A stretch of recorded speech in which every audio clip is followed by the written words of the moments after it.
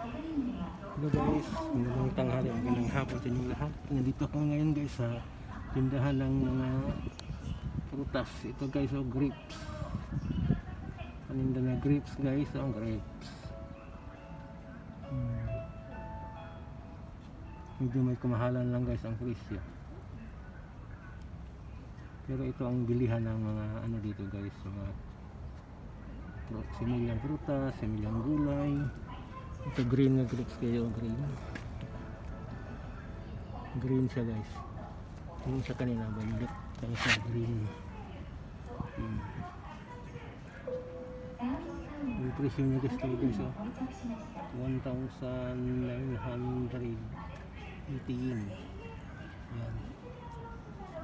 1,980 yen. Yan ang presyo niya guys.